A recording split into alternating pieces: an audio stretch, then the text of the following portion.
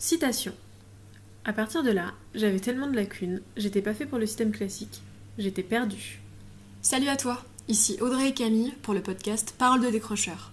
Ici, des ados racontent leur histoire. On est ok? Je pense qu'on est bon, on est ok. Bonjour Thomas. Bonjour Camille. Alors, est-ce que tu sais pourquoi t'es là? Pour être interviewé sur mon parcours scolaire. Ouais, en fait, on t'a collé une étiquette au cours de ton parcours qui ressemble à l'étiquette qu'on appelle décrocheur scolaire. Et décrocheur scolaire, ça veut dire plein de choses dans l'imaginaire des gens et en même temps pas trop. On a un peu de mal à voir ce qui est caché derrière. Et nous, on voudrait te demander, à ton avis, aux yeux des autres, ça veut dire quoi décrocheur scolaire? Ça veut dire déjà commencer à être plus forcément dans le moule scolaire et faire comme les autres et suivre en même temps que les autres.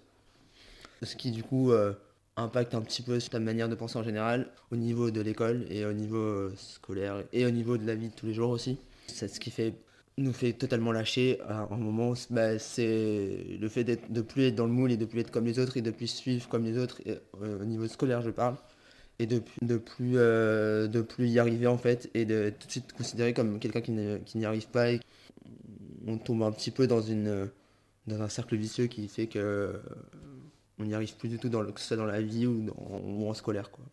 Ok. Donc en fait, ça, c'est la perception des autres du décrochage. Mm. Et comment toi, à titre personnel, ce que tu croyais ou pensais percevoir du regard des autres sur le statut de décrocheur, comment tu l'as vécu, comment tu l'as ressenti? C'est compliqué parce que, enfin, en plus moi j'ai besoin d'être dans un cadre assez protecteur, donc être tout de suite exclu par ton étiquette et parce que on n'y arrive pas soi-même, ça fait tout de suite douter de ses propres capacités et de ses capacités à réussir, surtout scolairement et même dans la vie de tous les jours. T'as dit un mot qui nous interpelle un peu, c'est cette histoire de cadre protecteur. Souvent, quand on pense et quand on parle du cadre protecteur, quand on est un adolescent ou plus jeune adolescent, on pense à la famille. Est-ce que tu aurais des choses à dire sur la perception ou pas de ce statut de décrocheur au sein de ta famille? Comment est-ce que tu as l'impression que ça a été perçu? Comment ça a été vécu? Est-ce que tu as quelque chose à en dire?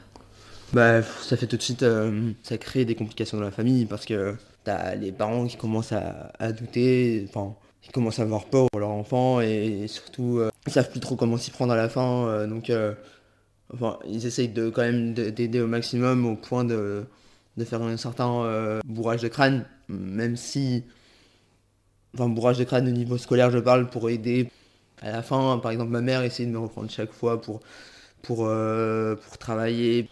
Elle voyait que j'y arrivais pas, je voyais que j'y arrivais pas, et du coup, je voyais que je la déprimais, donc je pense qu'inconsciemment, ça m'a quand même pas mal touché.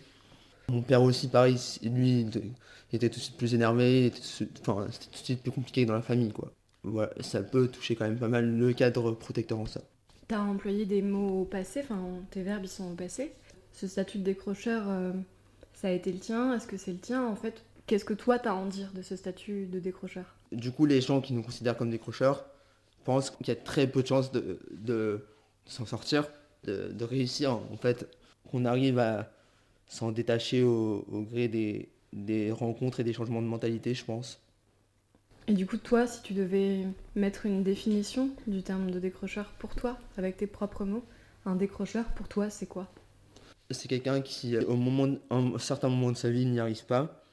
Ça impacte sa manière de penser de lui-même et donc qui influe sur sa vie scolaire et potentiellement hors scolaire. Voilà. Et quand tu dis qu'il n'y arrive pas, c'est qu'il n'y arrive pas à quoi? À répondre aux attentes un petit peu des professeurs, je pense. Des professeurs et de l'école en général, ou enfin, du système d'éducation, je pense aussi, l'éducation nationale, ou enfin, qui ne répond pas aux attentes et qui est tout de suite du coup étiqueté un petit peu. Tu dirais que c'est se sentir un peu en décalage ou Ouais, pas du tout? bah, totalement. Enfin, dès qu'on est Par exemple, dès que la moyenne baisse, on est tout de suite mis sur une case qui nous sépare un petit peu des autres, quoi. C'est pas forcément les notes en elles-mêmes, mais je pense que c'est après, par exemple, souvent c'est les mêmes écoles qui nous disent d'aller trouver une autre école parce qu'on a les notes un peu plus basses que les autres. Enfin, on a une moyenne dans l'année un peu plus basse que les autres. Et quand on est dans une école très stricte, on est vite dans une case de décrocheur et donc on doit chercher ailleurs. Donc déjà, ça nous met une étiquette par rapport aux autres. Et donc, c'est déjà ça peut être très dérangeant pour la totalité de la personne qui y est confrontée. Il y a plusieurs choses qui sortent un peu en relief de tout ce que tu dis et quelque chose que nous on aimerait un peu comprendre, c'est cette histoire d'attente, l'attente des autres, l'attente déjà de qui et comment est-ce que tu les as vécues ces attentes-là et comment est-ce que se sont matérialisées dans ton quotidien et dans ton réel?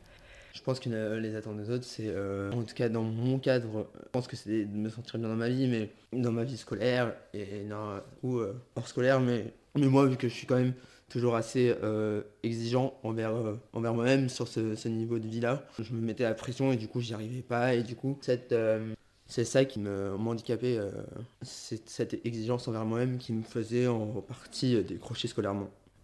C'est intéressant parce que quand on te demande les attentes des autres, très naturellement, tu parles de toi, de tes attentes vis-à-vis de toi-même. Et du coup, peut-être que c'est le moment de recentrer un peu sur toi et plusieurs questions un peu plus précises pour les auditeurs aussi. C'est à partir de quel moment, toi justement, tu t'es senti décrocheur? Je me suis toujours un peu senti décrocheur.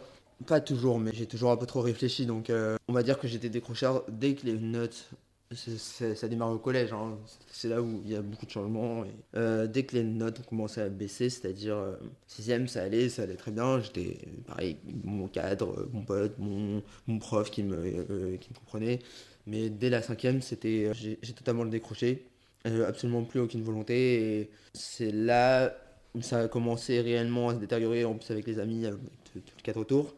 Et donc, à la fin, il y a eu la demande de redoublement de la part de l'école. Et ça, je pense que ça a été un choc pour le coup. Ouais, c'est surtout là. Alors, nous, on te connaît un petit peu, mais les gens pas forcément. Et quand on t'entend dire tout ça, ça pose plein de questions. Et puis, assez naturellement, on se demande mais qui tu es et de ce statut de décrocheur. Comment t'as fait pour t'en sortir? Et est-ce que tu t'en es sorti? Et comment tu le vis? Comment résonne aujourd'hui le fait que t'aies identifié ça, que t'aies traversé, que t'aies eu le parcours que t'as eu? Aujourd'hui, maintenant, est-ce que est-ce que tu te colles encore cette étiquette de décrocheur? Comment tu le vis et qu'est-ce que tu pourrais avoir comme début de témoignage, puisque tu en parles quand même beaucoup au passé, et peut-être le cas. Et donc du coup, voilà, ton retour de maintenant. Donc, comme j'ai dit, j'étais quand même décrocheur à partir du 5ème, début collège. À la fin, j'ai changé de collège, je suis passé dans un autre où ça s'est encore moins bien passé, c'était à partir de la 3ème. Là, j'ai rechangé, atterri une petite structure scolaire. J'ai mis du temps, je pense qu'il y a eu un changement de mentalité à ce niveau-là. Je pense que peut-être qu'inconsciemment, je me suis dit que je rentrais au lycée, qu'on investissait sur moi et je pense que je me suis inconsciemment dit qu'il fallait que je me mette à travailler. Il y a eu quand même, je pense, pas mal de travail durant ces 3 ans, même si au début, j'étais pas prêt à passer un bac. Et je voulais absolument pas passer de bac. Mais sauf que j'ai retrouvé la volonté au fil du temps. Et j'ai fini par avoir mon bac après ces 3 ans. Maintenant, j'ai eu mon école que je voulais du coup. Donc ça, je suis content. Félicitations Thomas. Merci. Je commence ma vie d'étudiante qui est... Voilà. Ça me semble plein d'optimisme. C'est Ouais. super joli à entendre. Ouais. Tu parlais de travail scolaire, tu as parlé de retrouver l'envie. Est-ce que tu peux me dire un peu ce que c'était que ce travail scolaire qui avant te posait problème et qui a fini par plus t'en poser? À ton avis, qu'est-ce qui a modifié ou bougé en toi qui t'a permis de changer de regard sur ce travail-là et qui t'a permis d'avancer quelque part sur le projet qui était le tien, savoir être heureux? Est-ce que tu peux nous dire un peu? Je pense que... Alors là, c'est le moment où de toute façon on va faire une coupe et un montage parce que y a les Canadair de Paris qui volent au-dessus de notre maison. Et c'est très dérangeant, ça a coupé la parole de Thomas, on est très contrariés. Je reprends ma question. Parce que c'est drôle. Je vais reprendre ma question ou pas? Il y a besoin? Tu veux que je reprenne ma question? Oui. Donc, dans tout ce que tu as dit, il y a des éléments qui popent un peu, à savoir que tu définissais la difficulté à effectuer un travail scolaire. Et tout doucement, tu t'es rendu compte que ce travail-là, scolaire, d'une façon ou d'une autre, tu as réussi à y investir de l'énergie, à focuser ton attention dessus et à l'effectuer, ce travail. Mais du coup, ça pose plein de questions. C'est déjà, qu'est-ce que c'était pour toi que ce travail scolaire? Pourquoi est-ce que avant c'était difficile de rentrer en interaction avec et de te mettre en œuvre, enfin, de mettre en œuvre de l'énergie et de la volonté pour effectuer ce travail? Qu'est-ce qui a changé? Quel regard a changé? Et qu'est-ce que c'est en fait que ce travail scolaire-là? Enfin, moi, j'ai quand même toujours eu, et j'ai encore toujours beaucoup de mal avec une certaine méthode de logique. Tout ce qui était décortiqué au maximum. Par exemple, les mathématiques, j'ai jamais réussi. Je pense que c'est bon, c'est pas peine perdue maintenant, mais c'est très compliqué. Les mathématiques, tout ce qui est grammaire, tout ce qui est décortiquer la chose et rendre la chose moins belle qu'elle ne l'était avant. Ça me crispe et du coup, je n'y arrive absolument pas. J'arrive pas à faire quelque chose que je n'aime pas, quelque chose que c'est maladif peut-être, mais voilà.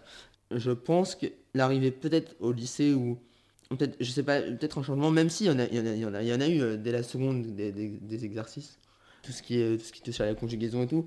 Je me suis peut-être dit aussi avec la volonté, tout le parcours que j'avais eu, je me suis dit peut-être maintenant si je m'y mets pas moi, c'est l'année ou jamais parce que c'est le lycée, c'est ce qui est important. C'est aussi, je pense, un an avant le bac, ça a sûrement dû jouer. Et une motivation peut-être inconsciente peut-être mise par mes parents qui ont quand même pas mal investi sur moi. Et moi-même aussi, je pense, pour tout le parcours que j'avais eu, et je pense que être passé du pire, avoir vécu le pire, je pense que ça m'a fait penser que au point où j'en étais, ça comptait pas grand-chose de m'y mettre, quoi. Je pense qu'il y a un effet de parcours aussi qui a fait que ça a déclenché quelque chose chez moi qui m'a fait mettre à travailler. Donc en fait, en filigrane, c'est quelque part, tu as retrouvé l'envie, la Ouais, motivation. c'est ça. C'est hyper important, je crois, Mm. ça. Tu dis que c'est inconscient, ces processus de retour d'énergie, de Mm. motivation, etc. Mm. Est-ce que tu as déjà essayé de te demander un peu quels avaient pu être les éléments extérieurs qui t'avaient permis de retrouver cette énergie et cette motivation? Ou alors, quels étaient les déblocages intérieurs qui l'avaient rendu possible? Est-ce que c'est des réflexions que tu t'es déjà faites? Est-ce que c'est des pistes que tu as déjà explorées? J'ai pas trop pensé, j'ai pas trop réfléchi à ce moment-là, mais je sais que par exemple, c'était la période où j'avais redéménagé parce que ma maison était en travaux. Donc peut-être que ce changement de cadre m'avait peut-être motivé intérieurement. Je m'étais retrouvé dans un appartement à Paris, ce que je n'avais pas l'habitude, donc du coup, pas d'autre chose à faire que de travailler, donc je pense que ça a aidé. Changement de cadre total aussi, je pense, en fonction de l'école, ça m'a peut-être donné une vision différente. Aussi, je pense, une prise de maturité peut-être dû à mon âge. Tu peux rappeler ton âge à nos auditeurs, Thomas? Du coup, maintenant j'ai 19 ans, mais quand j'y suis arrivé, j'avais 17 ans, il me semble. Du coup, on va faire un exercice un peu comme une sorte de coloriage. Si tu devais dire comme ça les mots qui te viennent à l'esprit quand on réfléchit à la question de comment aider les décrocheurs. Alors les décrocheurs, on va le voir, c'est pluriel, c'est multiple et on n'y met sans doute pas la même définition, mais aujourd'hui tu nous as apporté l'éclairage de ce que pouvait être une définition de la part de quelqu'un qui a été identifié comme ça. Maintenant, j'aimerais que tu fasses l'exercice avec nous, avec moi, tous les mots qui viennent à l'esprit dans l'association de aider les décrocheurs ou accompagner les décrocheurs. Qu'est-ce qui te semble important, toi, au regard du parcours qu'il tient, du vécu qu'il tient et de la maturité qui est la tienne? Patience, beaucoup de patience. Affection aussi, je pense. Peut-être pas pour tout le monde, mais pour certains, ouais. Volonté aussi, quand même, de la part de l'accompagnant et de l'élève. Prise de conscience. Alors, je me permets de creuser un petit peu cette question de prise de conscience. Prise de conscience de qui? De la part de l'élève. D'accord. Donc, l'aider à prendre conscience? L'aider à prendre conscience. L'aider à prendre conscience de quoi? C'est à lui de faire le travail demandé parce que si c'est que lui qui pourra s'aider à ce niveau-là dans sa vie, pas les autres. Ouais. Ok, merci Thomas. Et toi, en quelques mots, qu'est-ce qui t'a aidé toi, factuellement? La patience, la... C'est compliqué. Un point de vue différent sur ma propre personne, le cadre différent, personnes différentes aussi autour de moi, et l'affection aussi différente qui a été mise. Voilà. Merci beaucoup. Alors, ce podcast, il a pour but de rendre audible une certaine forme de témoignage de gens qu'on considère comme étant des crocheurs, etc., etc. À ce titre, il est possible que des enfants, des adolescents ou des adultes, pour qui la question du décrochage est une question importante, intime, personnelle, il est possible que ces gens-là écoutent ce podcast et donc du coup écoutent ton témoignage. Est-ce que toi, t'as envie de dire quelque chose à des décrocheurs, des parents de décrocheurs, des gens, tout le monde, absolument personne, ou pas? Est-ce que t'as quelque chose à en dire? Un conseil, un témoignage?